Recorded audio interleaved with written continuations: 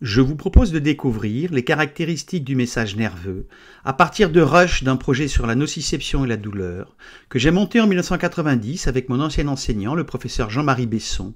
pionnier des travaux sur la douleur, qui créa et dirigea l'unité 161 de l'INSERM et pour laquelle travaillaient le chercheur Jean-Paul Rivaud, les docteurs Frédéric Guirimand et Didier Boissira qui nous ont encadrés. La nociception désigne l'ensemble des phénomènes neurologiques mis en jeu dans le système nerveux en réaction à un stimulus douloureux ou considéré comme tel, appelé nociceptif, de type mécanique, thermique, chimique ou électrique, qui active les nocicepteurs, récepteurs de la douleur, dont l'extrémité des fibres périphériques fines A delta et C se trouve dans la peau et dans tous les organes, notamment digestifs et musculo-squelettiques. L'objectif est de comprendre chez le rat le réseau nerveux nociceptif périphérique, point de départ de la douleur qui naît dans l'encéphale, et de bloquer la nociception au niveau médulaire par injection de morphine, puis de la faire réapparaître par injection de la naloxone, son antagoniste.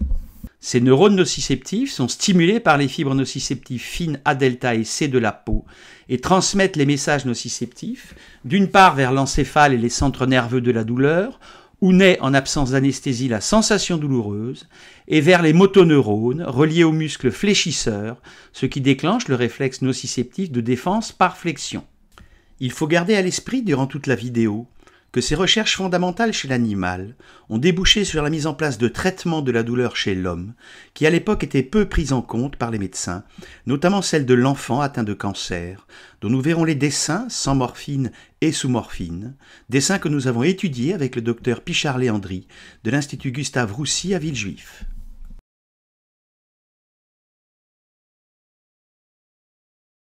Le rat a subi une anesthésie générale par intraveineux, ce qui bloque la naissance de la douleur au niveau de l'encéphale, relâche ses muscles et facilite l'intervention chirurgicale sur sa moelle épinière, mais ne supprime pas sa nociception. Il est couché sur un support chauffant et ses paramètres physiologiques, comme sa température, ses fréquences cardiaques et ventilatoires, sont enregistrés comme pour une opération chez l'homme. Une fenêtre dorsale est réalisée dans les panneaux musculo-cutanés pour accéder à la corne dorsale de sa moelle épinière, visible au fond dans la région lombaire au niveau de l'émergence de son nerf sciatique gauche.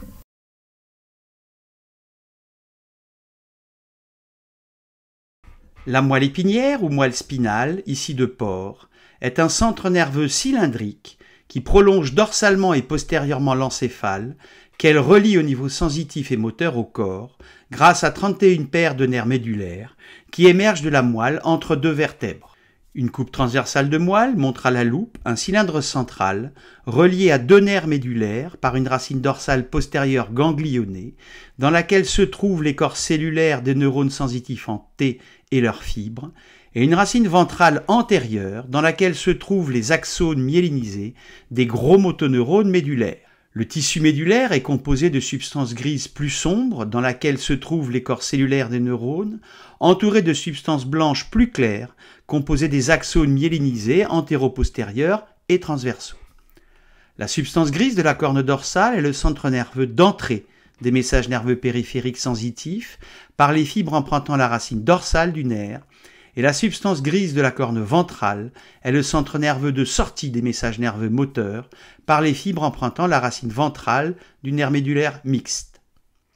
Une coupe transversale de nerf sciatique de rat montre au microscope électronique de très nombreuses fibres nerveuses et au plus fort grossissement, fois 30 000, des fibres myélinisées comme les fibres nociceptives A delta et des fibres amyélinisées comme les fibres nociceptives grand C. Les fibres A delta de 4 à 5 micromètres de diamètre sont myélinisées et conduisent les messages nerveux de 12 à 30 mètres par seconde et sont à l'origine de la douleur aiguë, vive et précise, alors que les fibres C polymodales de 1 micromètre de diamètre ne sont pas myélinisées et conduisent les messages nerveux à 1 mètre par seconde et sont à l'origine de la douleur lente, diffuse et persistante. Au microscope optique, on trouve dans la corne dorsale des neurones médulaires à convergence, dont des neurones nociceptifs, sur lesquels se projettent les fibres sensitives nociceptives. Les gros motoneurones, reliés aux muscles fléchisseurs, sont dans la corne ventrale homolatérale et leur axone myélinisé quitte la moelle transversalement et emprunte la racine ventrale puis le nerf médulaire jusqu'au muscle du même côté que les nocicepteurs stimulés.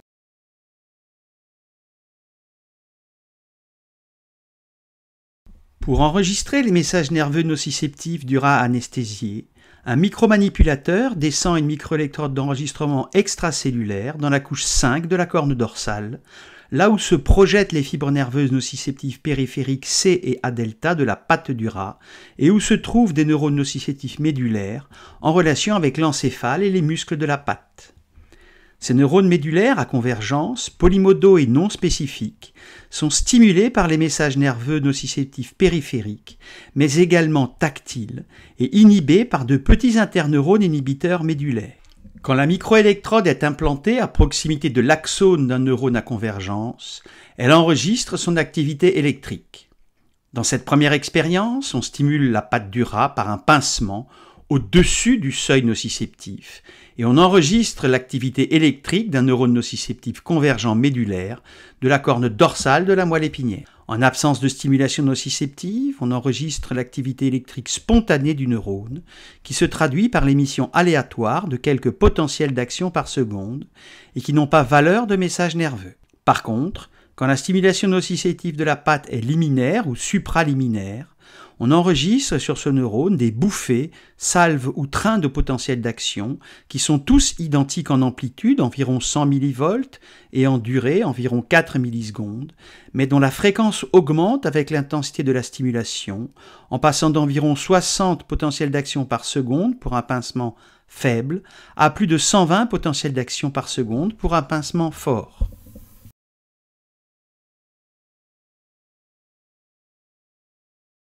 La membrane d'un neurone est polarisée électriquement et son potentiel transmembranaire de repos, PR, d'environ moins 70 mV, signifie que sa face interne est électronégative et sa face externe électropositive. Cette séparation des charges ioniques permet au neurone d'être une cellule excitable, qui répond à une stimulation ici chimique au niveau de ses synapses excitatrices avec les fibres A delta et C en émettant des potentiels d'action en première approximation proportionnellement à l'intensité de sa stimulation. Un neurone fonctionne donc comme un codeur binaire, qui code sur son axone l'intensité de sa stimulation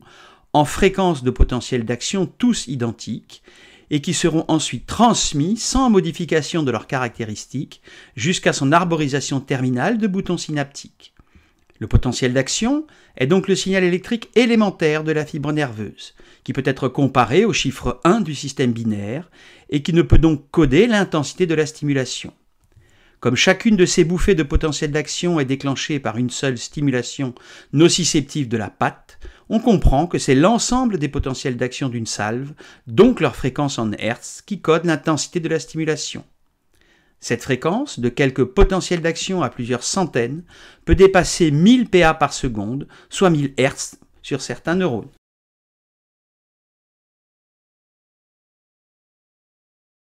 On voit sur cette animation du réseau canopé comment se transmettent les messages sur un réseau nerveux de deux neurones, par exemple entre le neurone nociceptif périphérique et le neurone nociceptif médulaire. Le message nerveux nociceptif naît après une stimulation sur l'extrémité distale de la fibre fine d'un neurone nociceptif périphérique de la peau de la patte du rat. Il est bioélectrique, unidirectionnel, rapide de 1 à 30 mètres par seconde et code en fréquence de potentiel d'action l'intensité de la stimulation nociceptive. Les neurones nociceptifs périphériques projettent leurs fibres fines dans la corne dorsale de la moelle épinière sur des neurones nociceptifs médulaires à convergence avec lesquels ils établissent des synapses neuroneuroniques excitatrices. Ces neurones vont donc intégrer l'ensemble de ces stimulations nociceptives, mais également les stimulations tactiles. Au niveau d'une synapse, la transmission des messages nerveux électriques devient chimique grâce aux neuromédiateurs ou neurotransmetteurs sécrétés par le neurone présynaptique et qui agit sur le neurone postsynaptique. L'arrivée du message nerveux au niveau du bouton synaptique va déclencher l'exocytose des vésicules synaptiques et la sécrétion dans la fente synaptique des neurotransmetteurs nociceptifs, substance P et glutamate. La fixation des neurotransmetteurs sur des récepteurs spécifiques de la membrane postsynaptique déclenche l'ouverture de canaux sodiques chimiodépendants, l'entrée passive et massive d'ions sodium Na+, dans le sens de leur gradient de concentration, ce qui provoque une dépolarisation de la membrane, appelée PPSE pour potentiel post-synaptique excitateur, qui se propage avec décrément jusqu'à la zone gâchette au début de l'axone. Si au niveau du cône axonique riche en canaux sodiques voltage dépendants, la somme des PPSE et des PPSI est supérieure au seuil de naissance des potentiels d'action, d'environ moins 50 mV, l'axone va émettre des messages nerveux bioélectriques codés en fréquence de potentiel d'action, comme ceux que nous avons enregistrés, et qui vont se propager d'une part vers l'encéphale, ce qui va déclencher la sensation douloureuse, et d'autre part sur les motoneurones de la corne ventrale, reliés au muscle fléchisseur de la patte, ce qui va déclencher le réflexe nociceptif de flexion de la patte, qui sera enregistré dans une seconde expérience.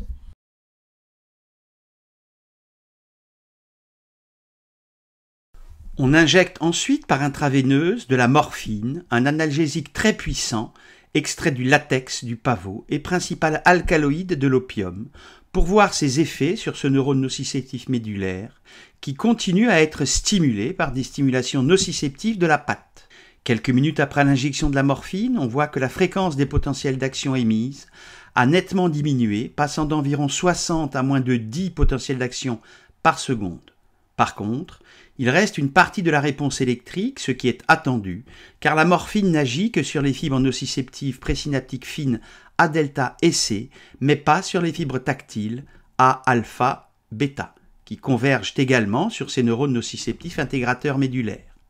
Alors comment expliquer l'effet antalgique puissant de la morphine au niveau de la moelle épinière? La morphine est un opiacé exogène, qui possède un groupe chimique analogue à un domaine des encéphalines, opiacé endogène sécrété par de petits interneurones inhibiteurs spinaux, ce qui lui permet de se fixer avec une forte affinité sur les récepteurs des encéphalines.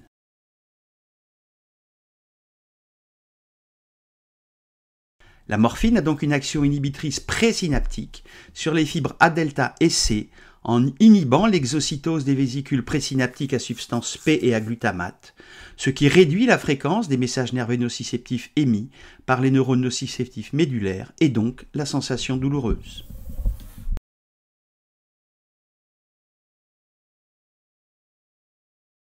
On injecte ensuite l'antagoniste spécifique de la morphine, l'analoxone, et quelques minutes après, on constate que la réponse du neurone nociceptif au stimuli nociceptif, qui avait disparu sous morphine, réapparaît sous naloxone. Comme l'analoxone a la même conformation spatiale que la morphine, elle la remplace sur ses sites récepteurs et arrête son action inhibitrice présynaptique, ce qui permet aux neurones nociceptifs médulaires d'être à nouveau stimulés par les fibres A delta et C. Comme l'analoxone supprime les effets de la morphine, elle est utilisée comme antidote spécifique des opioïdes dans le traitement d'urgence des surdoses d'opioïdes qui peuvent entraîner un coma, un arrêt respiratoire et être mortels.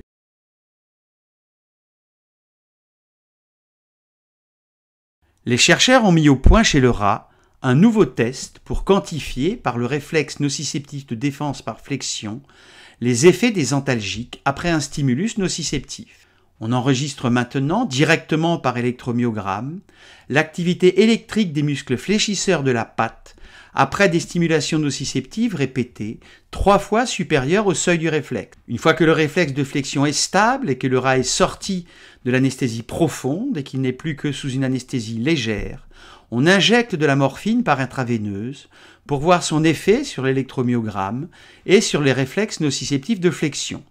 On constate rapidement, juste après l'injection, que le réflexe diminue et que l'activité électrique musculaire baisse fortement, ce qui est dû au blocage par la morphine des récepteurs aux opiacés et à l'inhibition de la sécrétion de substances P et de glutamate, et donc à la baisse de l'émission des messages nerveux nociceptifs sur les neurones médulaires à convergence. Par contre, lorsque l'on injecte l'antagoniste de la morphine, la naloxone, on va débloquer ces récepteurs et le réflexe va réapparaître.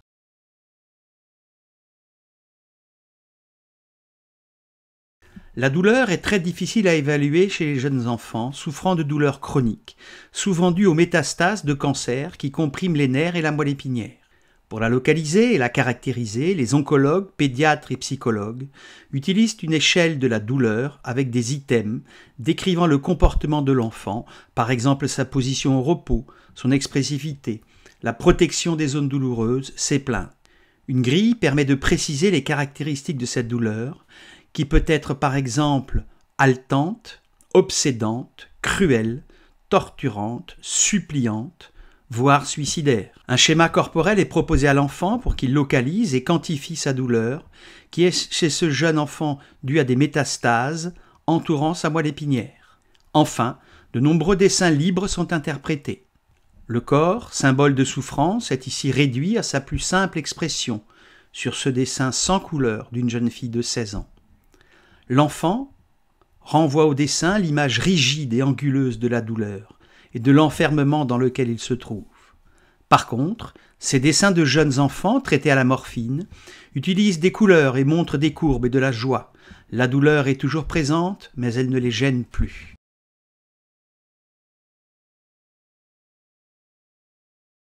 Ces recherches fondamentales sur l'animal, notamment sur le rat, commencées au début des années 1970, sont à l'origine du traitement des douleurs, notamment post-opératoires et chroniques, liées par exemple au cancer, et à la création des centres de traitement de la douleur vers lesquels votre médecin traitant peut vous orienter. Les antalgiques sont utilisés pour atténuer la douleur selon un gradient de douleur en 3 paliers. Les douleurs légères et moyennes sont traitées avec des antalgiques périphériques du palier 1, comme le paracétamol, l'aspirine ou l'ibuprofène.